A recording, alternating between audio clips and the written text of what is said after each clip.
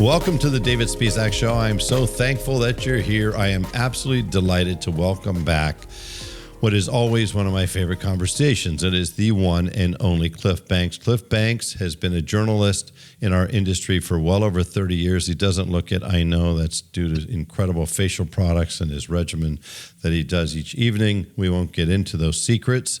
But Cliff, it's great to have you here. You are, I have to tell you, I think that in my brain, you are the top journalist in our industry. You're always on top of not just what's happening, but oftentimes ahead of the curve in terms of what's going to happen. And so I'm excited about this conversation.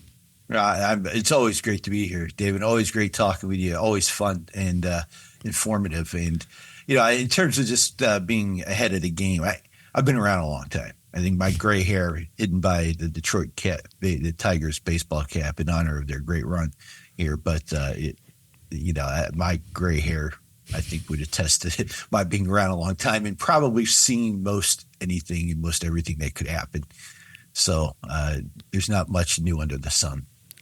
You know, as fast as you say that, and I agree with you, fundamentally, but sure, man, oh man, if it isn't at least every quarter that I also find myself saying, well, God, I never seen that before. So true. there's things that pop up from time to time. And so I want to use that to immediately jump into talking about what I always speak to each year is one of my absolute favorite retail events of the year, and that's Autovate. I look forward to being there once again, and we look forward to sponsoring once again at Disruptive Growth Solutions. And there's a reason we do that. I say this every year. In my mind, simply put, it's the room where it happens. When you put together, some of the greatest, if not the best, you have the best investment bankers. You got the best VC funds out there. You've got some of the best retailers on planet Earth. You've got the top innovators, and you have all these people coming together in a very unique and unusual environment. In that, to me, there's a couple things that make it unique. Number one, there's no pitching and there's no presentations. I mean, you're not going to get hit with anything. Nobody's trying to sell you anything. That's kind of cool. Secondly, you've always taken that TED Talk type of approach. It's just part of who you are and the way that you approach things as a journalist, I believe. And that really leads oftentimes to insights that were unexpected, and that's very cool.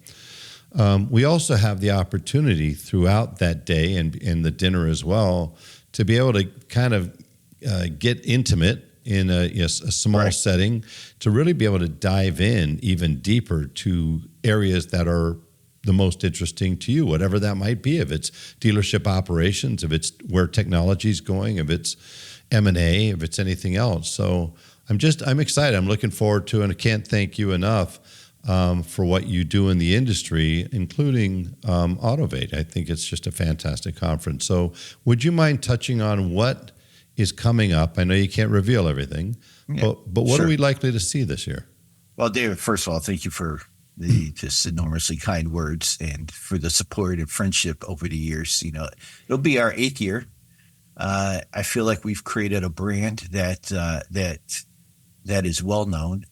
In fact, this year we had not yet announced any speakers, and we had well over 50 registrations, full paid registrations, without having yet announced a speaker. So I think that speaks to the confidence that attendees or the market has, that we really are focused on content and value.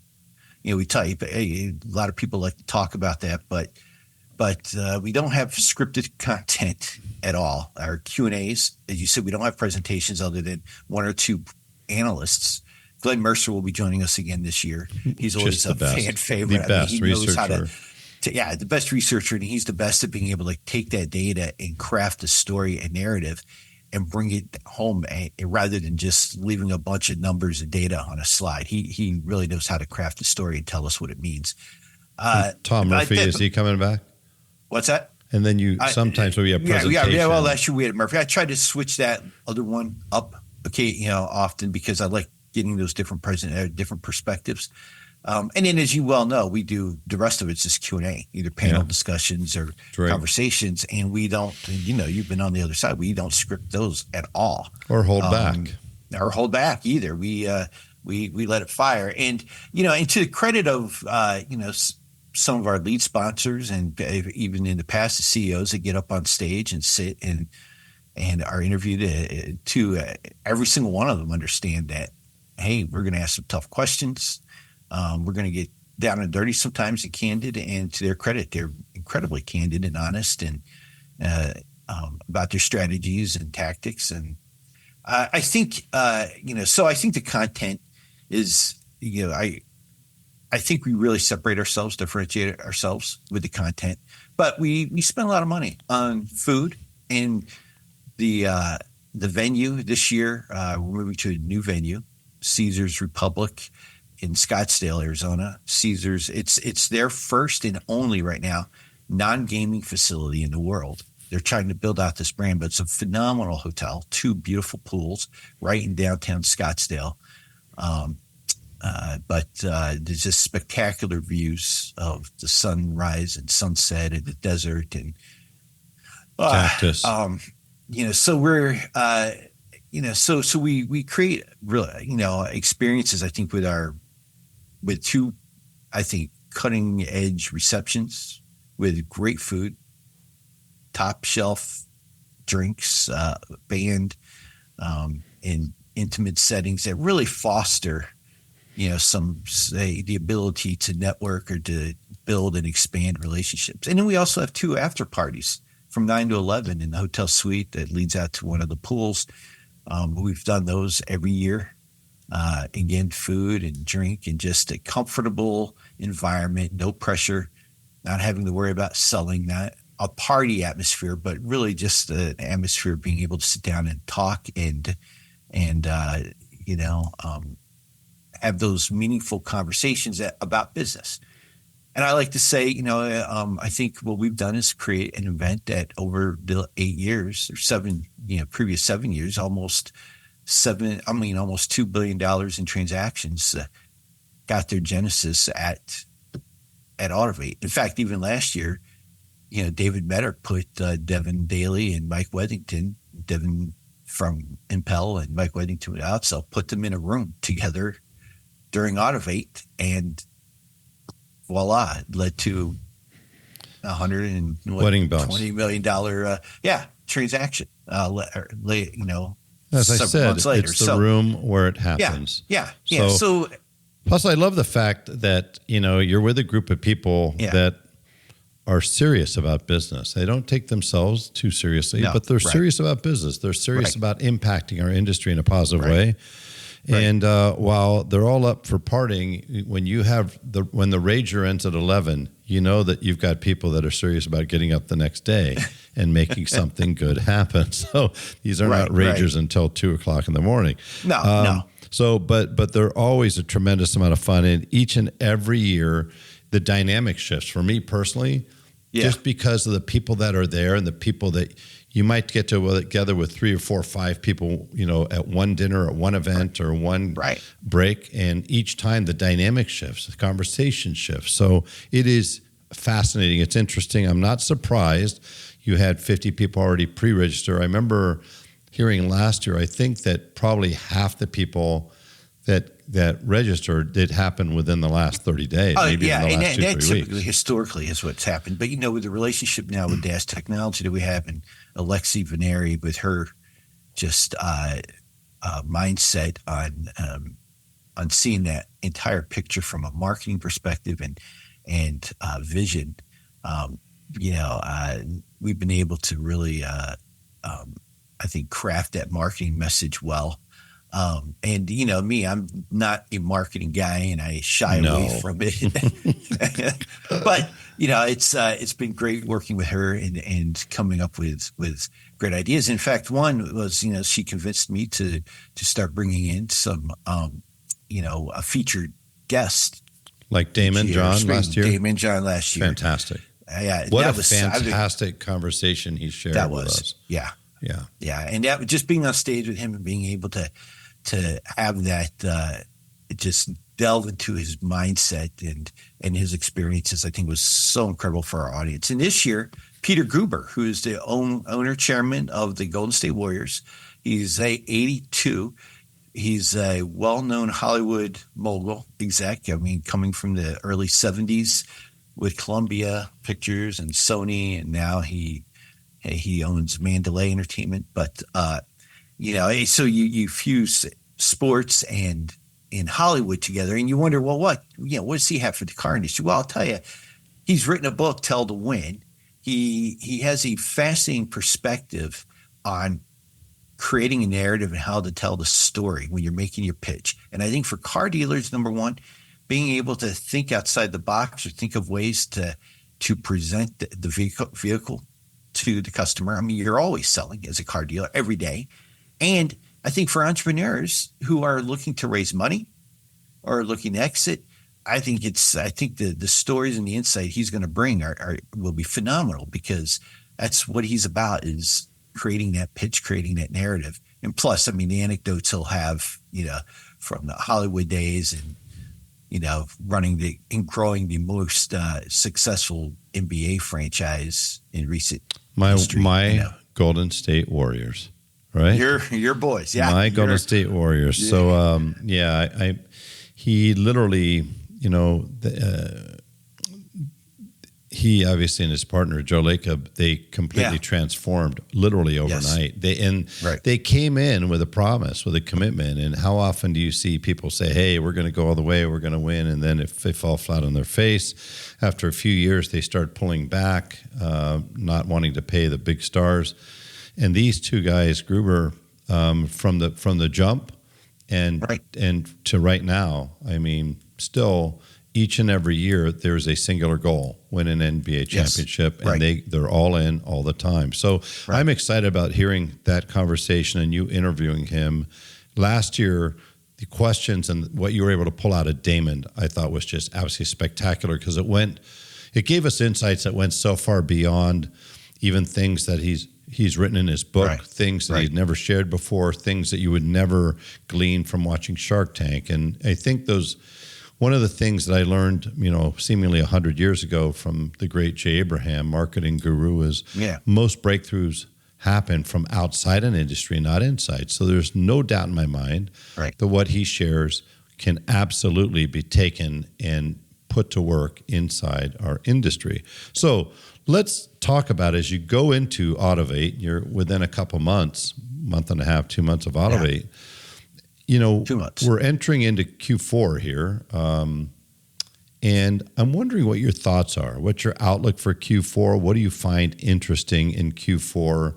What are some of the things that you believe? Maybe it's the recent Fed rate reduction. Is that going to turn new cars, up the volume? I don't personally think so, but I'd like to hear from you. What's it going to do to where do you think we're going on M&A? What interests you in technology right now? So there's just going into the fourth quarter, looking at the data and the Fed the rate cuts. There's several competing forces at play. One, affordability, and I think customers have indicated that they're waiting. I think we've seen that with some of the recent sales numbers from the third quarter. There were some surprises there. I haven't been able to delve too deeply into it, but I think there were some that were down unexpectedly. Certainly Chrysler, Stellantis way down. But so I think you probably have customers that are waiting to see how that rate cut progresses. Typically, the impact really isn't felt for at least 6 months in the market. So we may not start seeing the impact of that till the first quarter. That's the good. I mean, when I say the good news, bad news. But there are some other things historically that are concerning regarding the rate cut and how it went down, and just how big it is. And I'm not an economist, but I do study history, and I know that when you have a yield curve, an inverted yield curve, which happened just before the rate cut, the yield curve flipped, and then we had a rate cut of 50 basis points. That has always led to a recession within a year.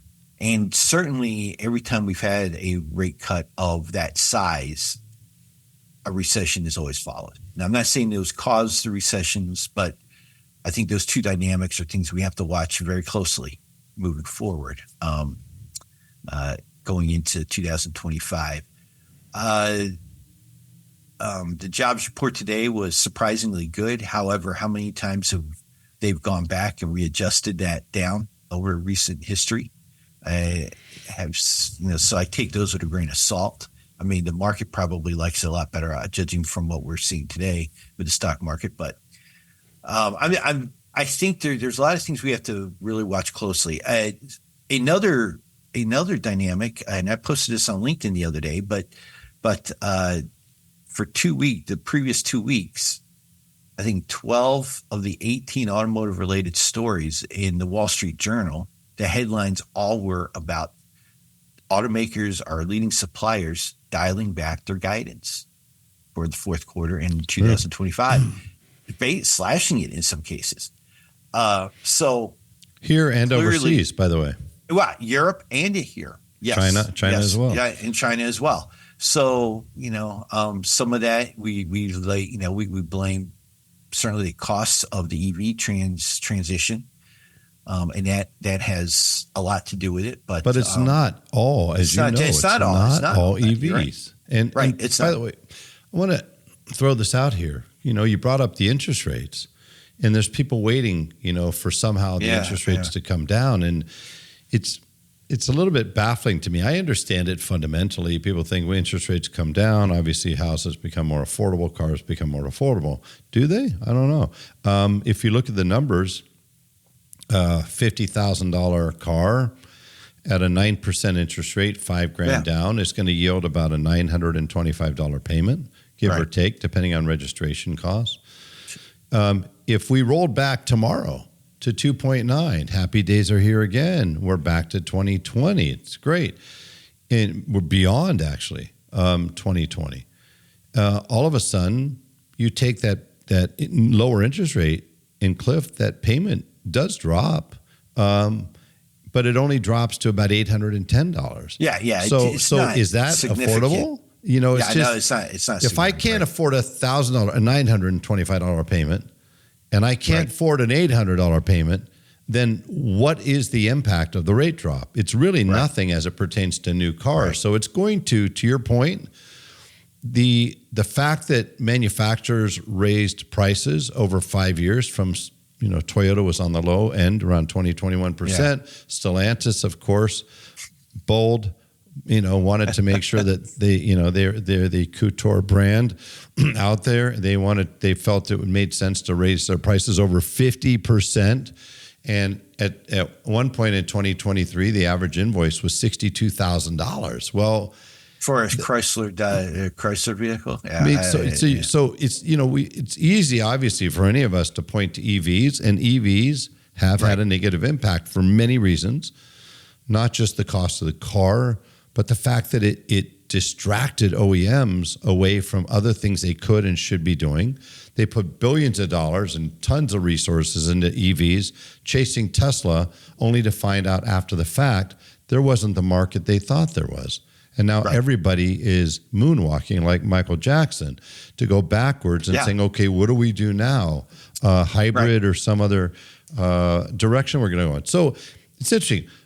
I keep saying, Cliff, tell me what you think of this. I think new cars are never going to be the same again. And no offense to any OEM, doesn't mean they're not going to be great, doesn't mean they're not going to be good.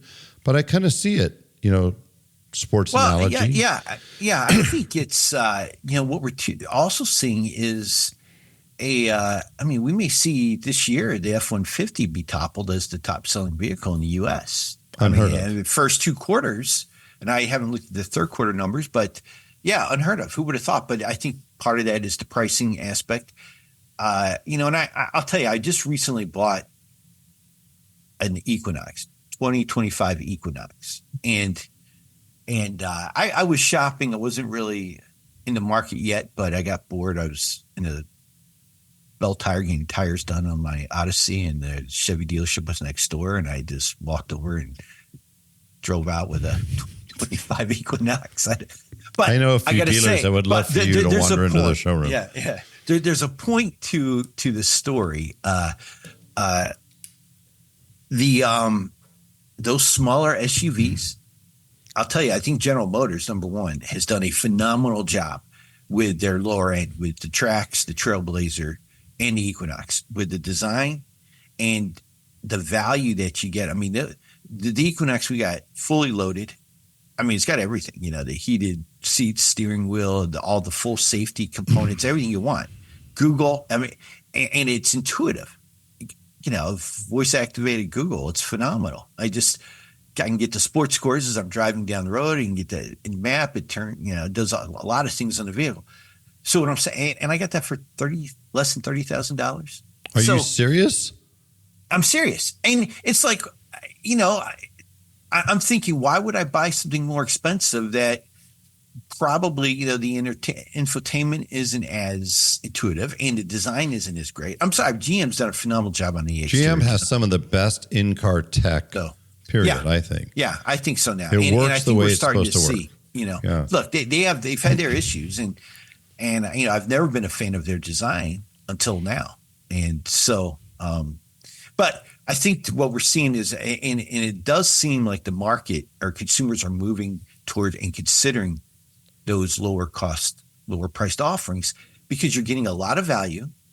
And if you can get, and listen, the Trax or Trailblazer, which are both, maybe power wise, not, the engines aren't there where you really want them, but for someone that's looking for an affordable new car with all of the other bells and whistles, how do you go wrong? I mean, I think those are great. So Cliff, do you think as you go into 2025, and I just said I don't think new cars are ever going to be the same, just because I think they dialed up prices and costs too high, and you could roll back rates, but it's not easy to roll back costs, especially on the heels of the new UAW agreement last year, which they estimated was going to add $1,400 of cost to every car produced because of the higher labor costs. So what is the likelihood that we're going to see OEMs roll back the average cost of the cars in the lineup? I don't think it's relatively small. I mean, listen, Stellantis for one is going to have to adjust their pricing. There's just no way. There's just no way around it. And Mr. Tavares will not be there much longer. I think once you lose the confidence of the dealers, you're done, for sure. And he's, I think they've made some critical mistakes in strategy. And we were saying that a year or two ago. I mean, we were seeing that and talking about it and seeing that happen. So I'm surprised it's taken them so long to start adjusting. I'm just thankful that he was able to get his $43 million bonus for destroying that brand and dealers' profitability. Yeah. But to your question, I think one, like I said, we're seeing some of the impact with, like I said, with General Motors coming to market with some intriguing lower priced models on the lower end. I think, I would imagine we're going to start seeing more of that for some of the other automakers. I think we're going to start seeing significantly more incentives. And probably with the rate cuts, it'll make it easier for the OEMs to do some of that. Right. So I think that's probably the biggest impact we're likely to see is for sure sharing with dealers. If the rates go down 0.5%, then all of a sudden the amount of money it costs me to subvent the rate just got a whole lot less. And there's conversation out there, Cliff, as you know, that we may see another 1 or 2 rate cuts that probably will amount to about 0.5% combined. Yeah, at least, yeah. And that certainly can fuel, I think it definitely has the potential to fuel a much more compelling OEM to customer programs. I'm wondering, though, the OEM to dealer programs is a different story. They don't seem to be in any hurry to come back with the kind of programs. And by the way, we're still only talking about 6.5% as the average contribution from OEMs, and it was 10.5% pre-COVID. So we got a ways to go there. Yeah, we do. And I think, I don't know for sure, but I think the OEM hesitation to bring some of those programs back. I think, dealers were making a lot of money for a few years, for 2 to 3 years, record profits. And I think that is still fresh in the manufacturers' minds. Well, plus they've also thrown a few $1 billion out on an EV project that is going to absolutely positively have a horrible negative return. Right. So their costs have gone up. Logistical costs, supply costs have gone up. All that investment capital they put out there that's not going to give a return, maybe not in the short term, maybe not ever. And so is it likely that they're going to dig in right now at this point, this year, next year, to come back with some of those incentives? I think, tell me if you agree with this, I think the only way that happens is if, all of a sudden dealers start saying, no, I don't want this inventory, I don't want that inventory, and it starts stacking up at the port. Yeah, but you got to be careful. I mean, there's always going to be dealers that are willing to take that inventory and find ways to sell those vehicles, right? I mean, and I know that you're not going to get any loud calls from any organizations or individuals calling for dealers to stop ordering vehicles from the manufacturers. That gets into restraint of trade. Certainly, you can't. Yeah, that's not going to happen overtly. But let's be true. Yeah, but it could be. Yeah. My new car, net profit last year, I believe, was down somewhere around 23%. This year, it looks like it's on target to be down another 33%. If you look at the average dealer's floor plan expense, it's up 50 to 100% or more. At what point do you keep choking on inventory? Think about this. Yeah, we're up less than 3% year over year in sales. Inventory is up 45%. At what point do you say stop? I mean, you're not going to be overt, but for God's sakes, for the sake of your business, at some point, you've got to make a decision to control inventory. So the manufacturers, to keep their plants open and moving, and they need their plant utilization to be 85 to 90%. And we're not there. And we're not there, but to do that, I mean, they've got to start pushing sales, and we're right back where we were pre-COVID. That whole conversation about discipline and production, manufacturing discipline and pricing discipline. What a joke that was. I'm saying, didn't they say they're never going to go back and do that again? Yeah, well, right, but we've had that conversation, and we talked about it on stage. That there was no way. I mean, there's no way, because at the end of the day, those assembly plants are still sitting there, and you still got to get your ROI. Now, think about this. You know this. What was the industry inventory level nationwide pre-COVID? 3.8 to 4.2 million cars. We're sitting on 2.8 million with almost an identical day supply because of the demand destruction, because of affordability. Yes. And that's only at 65, 70% operating capacity. So it's a little bit of a checkmate move, isn't it? I got to figure out a way to increase production. At the same time, demand has seemingly dropped because of affordability, and dealers are starting to really get hammered in terms of their net profit. So what do you think the answer to that is? Well, I think you just said dealers, number one. And let's talk about from the dealer perspective. You got to determine which brands you want to work with.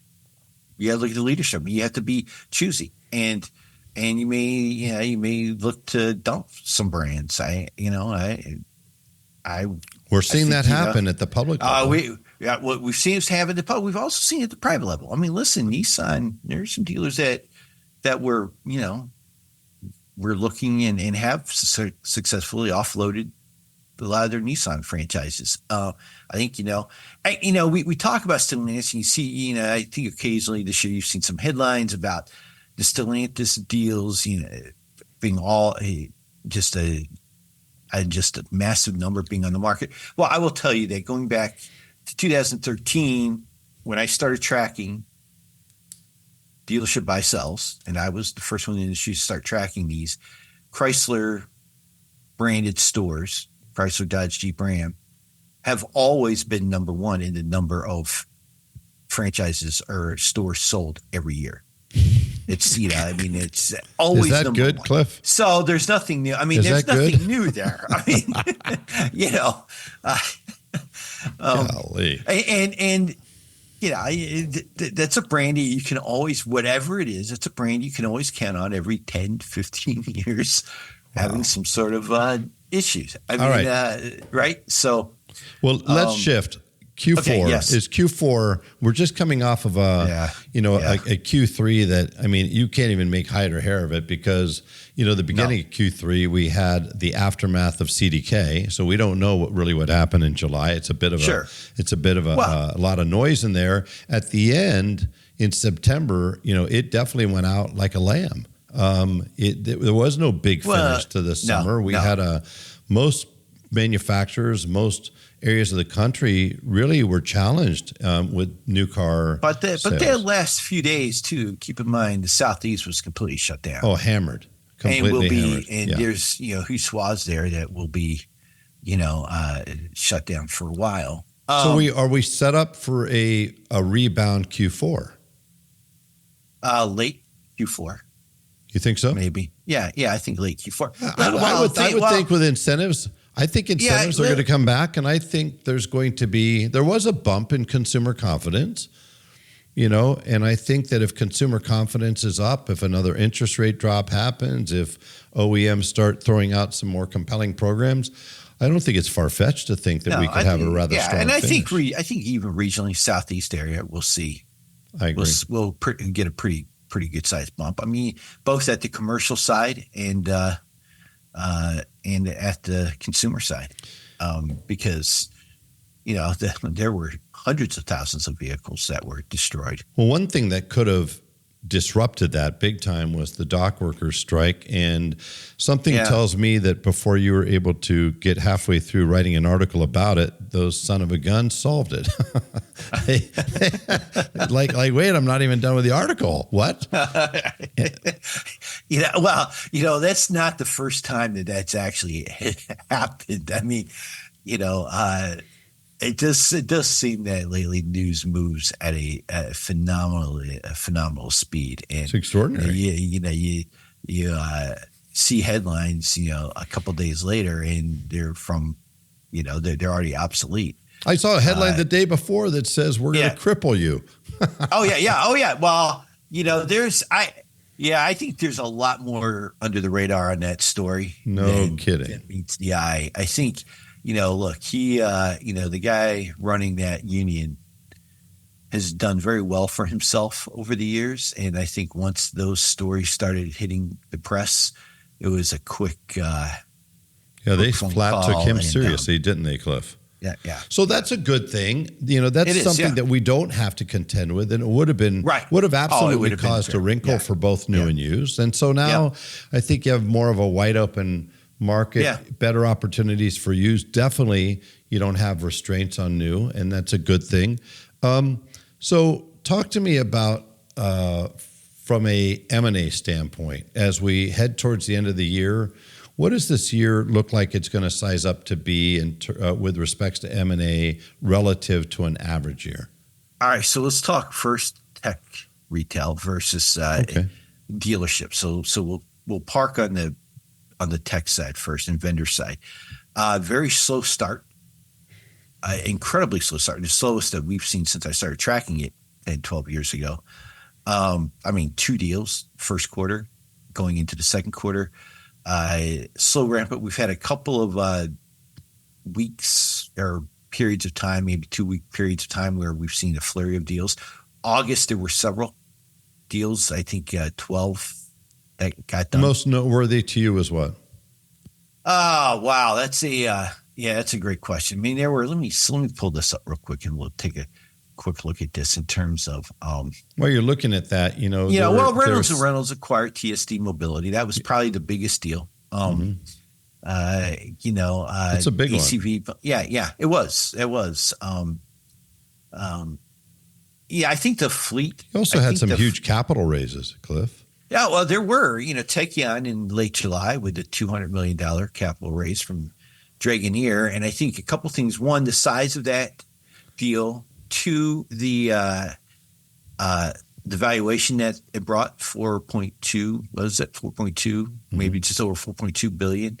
And third, Dragoneer is the type of company that invests in high growth companies where they expect a very quick exit, quick return. Yeah, And anybody that thinks that they're going to level off and slow down is no, right. That is so far from reality in my brain. They have, they have global potential. Obviously, the deal with Inchcape over in the UK, and have other I know opportunities globally. And here, I don't know what their current dealer count. I believe it's somewhere around 1,100 dealers and climbing by 40, 50 installations, 60 installations a month. And so they're having another outstanding year. I also think it's interesting. You always look for, I always follow the money. And, you heard stories about them having layoffs, and some people said, "Oh my God, they're having layoffs. They're in trouble." No. They were laying off development people, and raising money and going after bolstering up their operational side. Why? Implementations, training, support. Why do you need that? A lot more customers. So I think it's really going to forebode significant continued growth for Tekion. Yeah, I think I do think that I'll tell you what I'm watching closely there at the Asbury play with them. I mean, certainly that's a huge deal for them. They have to execute and make that and pull that one off. And it's a challenging deal. I mean, I think Mr. Holt, the CEO of Asbury, is known for being probably one of the tougher customers, and rightfully so, out there. Yeah. And he's savvy, and very, very tough. And I think Asbury through the years has been a tough customer for even before his time there, has been a fairly tough customer for their vendors. What do you make of the CDK wrinkle in that with CDK and Asbury? Going toe to toe. I mean, reminds me of when Scott Painter tried to go toe to toe with Mike Jackson. That didn't work out so well for Scott Painter. It didn't. I think, CDK may have overplayed on that one. In fact, I mean, it wasn't. I think the story broke this week in Automotive News, but that was really just because I think Asbury put it into an SEC filing. But that ruling from that judge came down several weeks ago. I mean, even probably more than a month ago, in terms of saying that CDK had to turn the data over. It's ridiculous. I mean, it's horrible. On the heels of the cyber attack, and I give them credit. I mean, holy cow, it's unimaginable what they had to do to navigate through that. But is that the optics you want on the backside of that? I don't know that. I think the optics of that are overplayed. Maybe I think there's they didn't help, Cliff. Well, I'll say this. I think there's probably another reason CDK went ahead and did that and made that move. And I don't know that it strategically was wrong. Let me just put it that way. I think there's more at play than just the sort of typical surface story of optics here. Wouldn't you think the reason for doing that is putting a stake in the ground and to fire a shot over the bows, saying, "Hey, you guys that are current clients need to consider things holistically"? No. I think it's isolated to Asbury. Okay, interesting. I think it's. Well, let's leave it there. Because we don't mind having wrinkles. We certainly don't mind making people uncomfortable, but we certainly don't want to cross any lines. And clearly, I'm speculating here. I mean, I'm not. I'm clearly speculating. I will be dead honest here. I mean, I can pick up the phone and call, CEO folks at any. The only conversation I've had was during the event when Brian McDonald's cell phone was doxxed on the message boards. That was, but obviously, like we said earlier, I've been around for a while. I think there's certain pieces to the puzzle, that I think are fascinating. Let's leave it there. Just in quick order, when you look at Ford, Stellantis, and GM, you already said that Tavares pretty pretty strong bet that he will not be there next year. It's going to be tough, I think, to find somebody that is is going to work well with the French, work well with the Italians, and be able to also understand the U.S. market. That's not an easy spot, but I think it's a pretty easy bet that he's not going to be there. In terms of the other two, GM and Ford. Well, Murray Barra and Farley. I've been chuckling about this because I was one of the ones too last year saying that depending on how the next year went, Barra and Farley might, were both probably on the hot seat to some extent.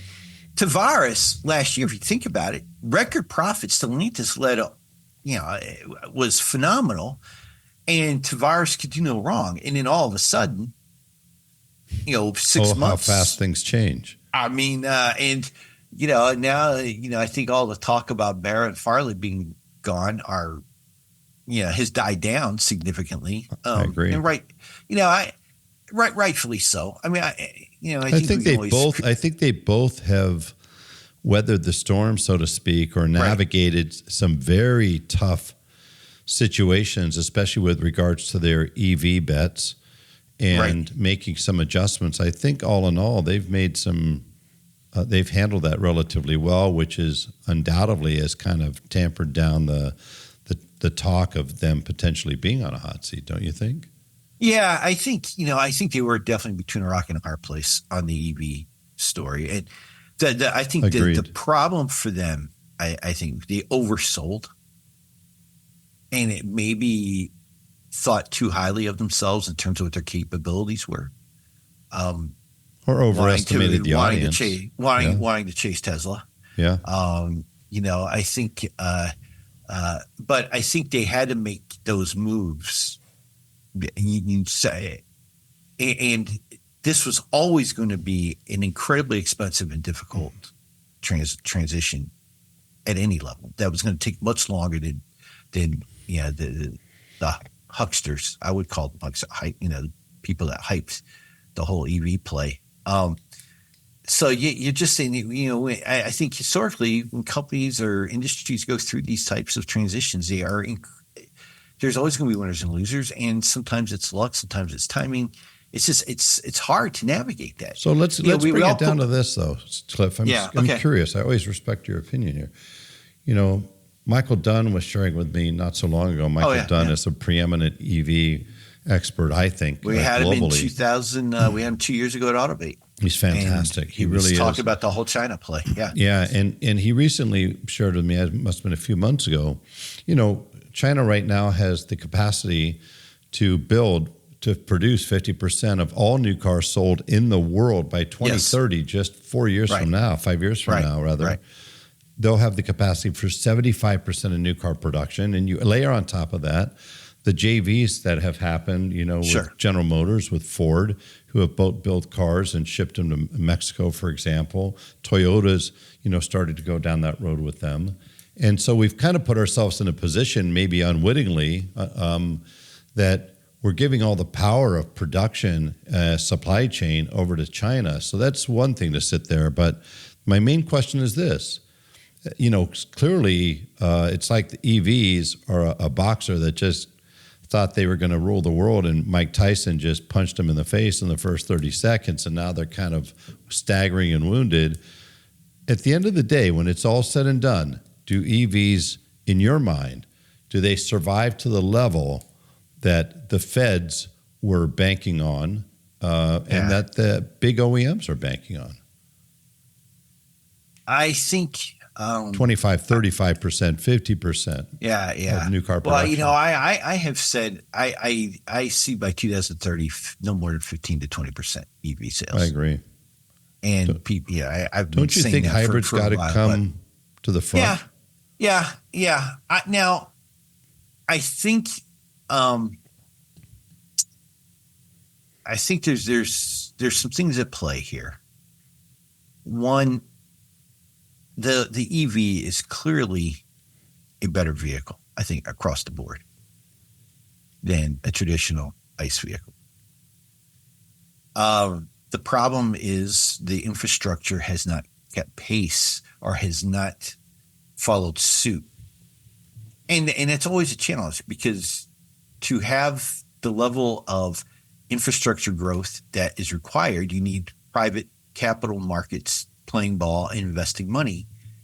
And they're not going to invest money unless they're convinced the customer is going to be buying those EVs. Yeah. And then the customer is not going to buy the EVs unless they believe that the infrastructure is going to be there. So I think slowly the infrastructure is getting there. So it's going to take a lot longer. What does that do? What's changed really?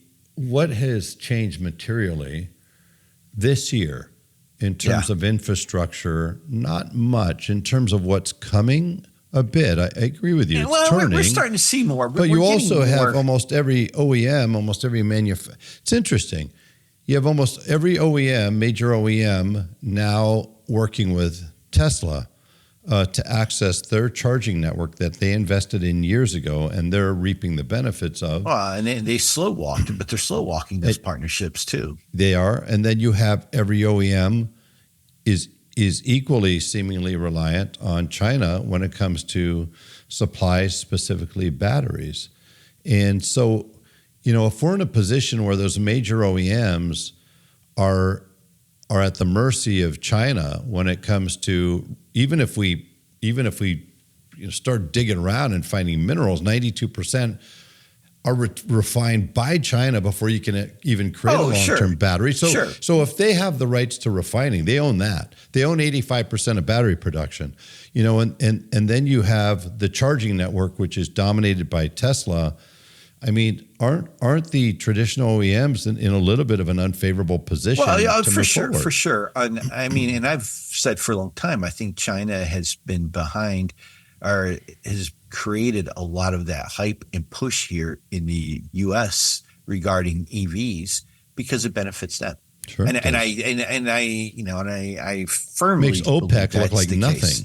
Yeah, so now, I think there's it goes back to time. It's gonna take a while, but we have the rare earth mineral deposits here in the U.S. necessary to support all of our efforts moving forward for years, and to manage all of the battery production that we need. Mm-hmm. We have it. It's a matter of getting permits to handle those mines. It's a matter of investment. That's the biggest. No, that's the biggest challenge. When you look at North Carolina, around outside of Charlotte, around Kings Mountain, you have two huge lithium deposits. You have one in Maine that was just discovered a couple of years ago up in the, where my mom grew up. Huge lithium. We're not going to talk politics this time, Cliff, because it's dangerous ground. But I'm just saying, there's one outcome. Yeah, creates a path for that. The other outcome kills that. You are true. You are right. Everybody, hold on to your pants. We haven't even talked about what's the biggest story, and that's the election. I think coming up. So let's go there. We got two other things to touch on, but hold on. First of all, give me your M&A outlook. Okay, M&A on the vendor side. Vendor side and dealer side. Vendor side I think it's still going to be slow. Just some one-off transactions. I know of at least two that are in process that are significant. When I say significant, well-known names. But I just don't think the time is right. We saw two this year that got pulled off the market, big ones. They'll come back next year after making a couple acquisitions next year, and they'll come back in next year or two with IPO level probably plays. Dealership, I think as interest rates come down, it's favorable for that environment. Yeah. Look, Solera at some point will be successful in getting an IPO across the board. No secret that Tomo Bravo was looking for an exit with JD Power. I think the timing was wrong. What about on the dealership side, Cliff? Yeah, on the dealership side, no real sign of it slowing down in terms of number of deals. I think and as money becomes cheaper, we're going to see more sales. But I think buyers are choosy too. I think the buyers are a little bit choosier. So there's a lot of deals that aren't getting done. A lot of sellers that probably mistimed the market. I mean, the valuations are down now. Mm-hmm. We you missed think the fact that maybe more and more of those dealers are coming to grips with the reality that they're not going to get the money they got a year ago, and at the same time they're facing greater and greater challenges with operations? Does that make you bullish on 2025's M&A outlook?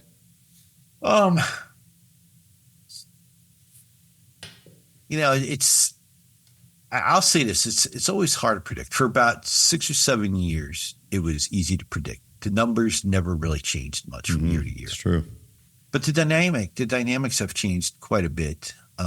And with the OEMs slashing guidance, and we're talking several. I mean, we're talking here in the U.S., we're talking certainly in Europe. What does that do to some of those, some of those brands at the dealer side? There's going to be opportunistic buyers. We're still waiting to see whether Warren Buffett again throws his hat into there. I mean, we've got the family office out of Baltimore, which is funded really the growth of Hudson and Morgan. Do you see any of the top 10 privates? Do you even see one potential for one big private acquisition? Well, we obviously had the Schnitzer deal a few years ago. You had Coons. Do you see one of those coming? We had Miller. We had Rick Ford's deal. Big ones. Go. RFJ. Huge, yeah. So, do you see RFJ, one of those coming in the next 6 to 12 months? I don't know. Lithia still has an appetite, right? They do, but All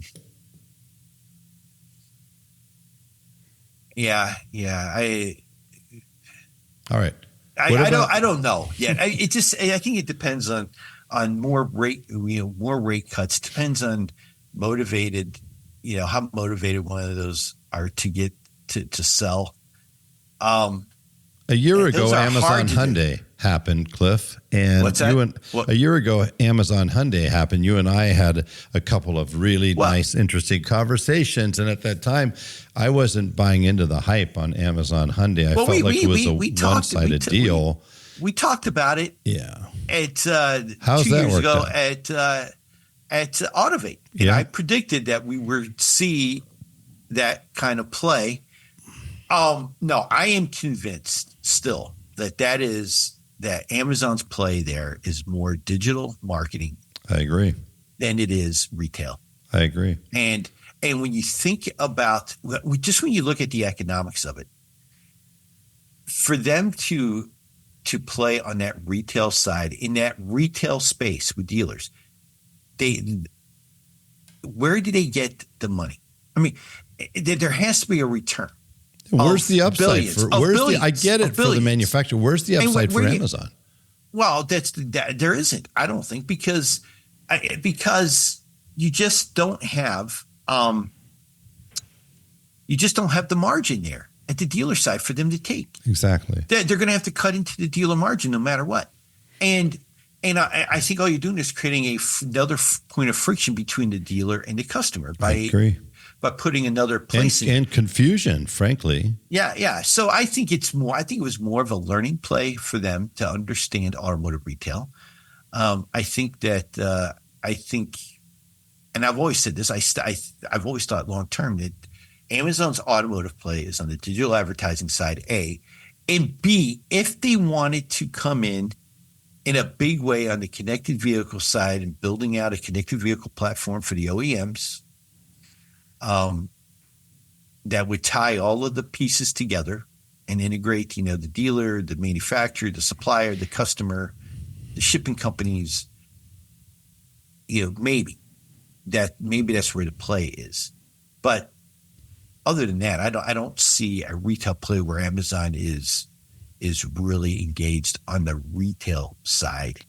I of the don't business. see it. You had Amazon Fresh, you had Whole Foods, makes sense. You got distribution. Oh, sure. It's not the same dynamic in Right. retail auto. You don't have the margins in retail auto. You don't have the same reach or frequency or anything else. So I don't see it. One of the big stories that just never was, I mean, I reported on it, but no one else has written about it or really talked about, but Microsoft exiting the automotive business. Yeah. Laid off their entire automotive team. Yeah. And shut down their listings service completely. And I think clearly the two things at play. One, it was at the third or fourth time they've tried to make that play. I would not be shocked to see Google follow suit at some point. Like you said, return on investment, it's just too small of a play in terms of money. It's Number one, too small with too small margins and too much risk. Right. And with the whole focus on AI today, I think that's where those companies are going. I think wanting to put their resources into play is on the AI side. Going back to Peter Gruber, Steph Curry, yes. the one and only legendary Steph Curry, greatest shooter of all time. Apple did released a documentary. It was called Underestimated. I think that could be the name of a documentary about retail automotive. I think dealers, we are underestimated over and over and over again. And no matter what has hit dealers over the last since the 1980s, from, Ford and GM wanting to take over, dealerships to, e-com was going to ruin us. And then it was oil embargoes, and then it was Black Monday, and then it was, one thing after another, social media, and still here. Dealers are still here, still firing away, still making the largest contribution to the tax bases of their municipalities. I think they're just continue to be largely underestimated. Just one last thought that I had, doggone it, what was it? I was just thinking about it. I wanted to have one last thought and then talk about Autovate just one more second, but I can't think of it right now. So, well, this is just, there's always, when I get on the phone with you, there's just always 100 things I want to talk about. So many things that we could talk about with this fantastic business. But overall, it sounds like you, like me, like most of us, we remain very bullish on retail auto. Fair statement? For sure. Yes. Yeah. Yeah. What are you most excited about with Autovate this year? Seeing everyone again, hearing the insights. I think, from guests like you who will be on stage, we've got, I think hearing from the VC folks, what they're looking at, what they're most excited about. I think, and also getting some perspective from the dealers of what they're some of the leading dealers in our country, what they're looking at, what they are seeing. I have several private conversations with dealers, throughout the year, and it's fascinating, hearing their perspective about the different brands and what's going on in the marketplace. Cliff, I'm seeing more and more dealers that have an appetite and an interest for getting involved with technology and technology solutions and innovations. It seems like for two reasons. Number one, hey, we're the ones who make these companies, turn these companies into these really phenomenal success stories. Yes. Yeah. We'd like to be part of that ride, but they also want to be able to, I think, to co-architect shaping where we're going in terms of the industry. I think one, it looks like there's a lot more activity on the dealer side, but I would argue it's been going on for years. And when you go through and look at the number of companies, tech vendors that had dealers as their primary investors or were built within the dealership showroom or service department, it's pretty astounding. And it was never formal. It was never talked about. I came along with the bank support and Autovate to shine a light and to help educate the industry about those opportunities and the role that capital plays in tech development and moving our industry forward, and educating both investors and entrepreneurs about that, and educating dealers about the opportunities. And then, certainly Chase Fraser came along with FM Capital, looking to dealers as limited partners. Holman started their growth ventures fund. McClarty, JM&A, JM&A, yeah, Autotech Ventures, Quinn Garcia, right, and Steve Greenfield. So in the last 6-7 years, we've seen a lot of activity just formalizing. I think because the level of education, our understanding has become much more sophisticated. I'll tell you, 17 years ago, when I started Reverse Risk, I had 4 dealers backing me. Right. Exactly. So it certainly wasn't new. It just seems like the appetite is increasing. And the understanding that they have, that they can have they can have some power and influence over the direction of innovation. So one thing I will say, we didn't touch on, we'll touch on, I'm sure, during Autovate, because it's core, is we've reached we've reached an untenable point when it comes to the tech stack. That's very clear. When you have hundreds and hundreds, over 1,000 innovations out there, and it's seemingly every year there's hundreds more that are coming up. And as I've had conversations with the great Ron Fry and Brody and others, any company that's starting a company because they're interested in a big exit shouldn't bother. Honestly, you should be starting a company to create a great company to solve a real problem, and because it creates a lot of noise. I renamed NADA AI ad nauseum last year because everything was .ai.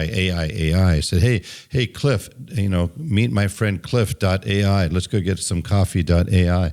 And so I think there's always hype. There's always, silver bullet seekers. There's always, these things that happen, but it's proliferated to the point to where, you just have so many solutions, and dealers have to figure out at this point, how do we move forward in a way that's more intelligent, more data integrated, that eliminates these silos, these disparate systems, and allows them to start really legitimately reducing friction, both for their associates as well as their clients. So I think that's going to be some really interesting conversations at Autovate because, as you said earlier, that's where it starts. We've been talking about that we were talking about that 25 years ago when I started at Ward's. I mean, the exact same. Are we getting close, Cliff? Are we getting close? No, we're not. We're not. No, and I'll tell you why we're not getting close. And be careful what you wish for at some level, because we are an industry that is made up of quote unquote small businesses, right? Dealerships, big, defy the logic of small business. I mean, the average dealership last year did $77 million in revenue, so not really a small bit, but they still meet the qualifications set up by the SBA. You have vendors entrepreneurs, visionaries, some smarter than others, some more innovative than others, that see a hole or see something and decide, hey, I'm going to create something and bring it to the dealership market. If we want to reduce that friction on the tech stack side, it's going to fundamentally change the automotive retail space as we know it, because it's going to take big players to come in, and then you're really going to stifle innovation. Well, I think, because I agree with you. I mean, but a layer of this, you have to admit, is the OEMs, right? And the OEMs being the gatekeepers of saying this is approved, this is not approved, and you got Shift out there, basically as the bouncer of the club, saying, "Hey, you can come in, you can't come in." Yeah, I mean, if you're an automaker, it stifles innovation. Well, it does to some extent. To some extent, to some extent. I think, you still have the dynamic of automakers having to maintain a certain brand level. 100%. Certain client experience. We're talking 20 years ago when General Motors went with Cobalt as their web provider for for GM dealerships. And when General Motors first launched their e-Summits, and that was a brainchild of Steve Hill, essentially, who was the head of the North Central region for General Motors. And I hosted the first 4 meetings. And I told them in meetings leading up to that, preparing for those e-Summits, I said, look, I'm going to get the question, because there's a lot of frustration with your dealers at having to use Cobalt. And so we're going back 20 some years. And my statement then was that this is how I'm going to respond if we get that question. GM has to play to the lowest common denominator. They have to create a baseline. And in a lot of ways, they're punishing the dealers who have invested in their brands. The best invested dealers. in doing, and they're because there's a lot of dealers out there who aren't meeting the quota, aren't able to respond to leads properly. They have terrible websites. I'm not sure the websites are much. But Cliff, in what world, what other business can you think of is your strategy, is your plan that we're going to take a stance and we're going to take a direction and we're going to implement things that protect us from the lowest common denominator, from the poorest performing, and at the same time, we're going to inhibit the best performing top 25 or top 50%. Right. Where at what point in business has that plan ever worked? You're right. But some of that's driven by Cobalt franchise now? laws. Some of that's driven by franchise laws, though. Because what's your course of punishment or recourse for a dealer that's not up to your speed? Your framework agreement or your franchise agreement. Well, yeah, to some extent, but those franchises, it worked for GM, Cadillac, Chrysler shutting down stores. Well, no. The only way they got away with shutting down stores wasn't because of the franchise agreements, because the federal government mandated it as part of the bankruptcy settlement, period. That was the only way. I understand, but still, I could tell you many people that I know who had their stores taken away from them. Oh, sure. Right. I do too. And some of that were, at least with one of those 2 brands, some of that was revenge. Some of that was, you had a number you had to hit, and and there were some good dealers that lost out on that. I think the dynamics, the manufacturers are somewhat restricted, but again, you have to create a baseline at a certain level, and sometimes that baseline is a lot lower. Well, unfortunately, in the spirit, I was trying to set a service appointment today with a Chevy dealer, David, and I got through the entire process on the My Chevy app, and the scheduled time had the blue circulating circle, and wouldn't go away. I couldn't set the appointment. I'm pulling my hair out. I'm going, I couldn't do it on the dealership website. I couldn't do it on the My Chevy app. I'm going, come on. That's you know what? This is a whole nother. Jalopnik had a great article a couple of months back on how people are starting to revolt against everything being touchscreens. And so this is a whole nother thing, right? But I will tell you, in the spirit of a great season-ending cliffhanger, we're going to end it right here. And I'm going to tell people, if you want to jump into this conversation, you ought to join Cliff. You ought to join me. And I'm telling you, some of the most innovative, the most incredible thought leaders in our industry. These are truly movers, shakers in innovation, technology, dealerships, investment banking, venture capital, everything you could think of that is going to ultimately shape where we're going in 2025 and beyond. I promise you, if we see you there, we're going to have some really interesting conversations. I think say some things you can't say here. I think back through the years. We when blockchain was all the hype, and we had blockchain, we had the conversations, but we talked about the challenges that, this is, it's not going to live up to the hype. We talked about the EV, the whole Uber ride sharing was going to kill new car retail. We launched in the world of the connected vehicle is going to do away with ownership. Autonomous, and when everyone else is talking about that. Ride share. EVs, everything's going to destroy new cars. No, we called BS on that, and then we predicted the Amazon. retail play. Same Announcement. Yeah. We predicted that a year before it happened. So if you want to see what's coming down the pike, I mean, we like you said, the conversations are fascinating. Like nowhere else. Jump into the room where it happens. How do they get tickets? I don't even know. How do they get tickets? We sponsor. I don't know. You just tell me, hey. Autovate.org. Autovate.org. Yes. Sign up. And the dates are? December 4th and 5th. It's a Wednesday, and you said Thursday. It's at Caesars December 4th and Republic. 5th. We start at 3 p.m. on Wednesday afternoon and go through Thursday night. Wednesday afternoon, I will start at 1 p.m. with kind of a registration reception from 1 to 3. And then, we'll have after parties, receptions, and then after parties each night from 9 to 11. Let me be clear. This is not a boondoggle. I promise you. This is not. This is all business. Right. Some is in a casual environment. Some is in an intimate type of a setting. But I'm telling you, it's all business. That's why I go. I take my time very seriously. I only go to a handful of events a year. And this is why this is and will always be, Cliff, one of them. Thank you for joining. Thank you so much, David. For everybody listening, thank you for taking the time. I hope you've had some fun. I hope you've learned some things.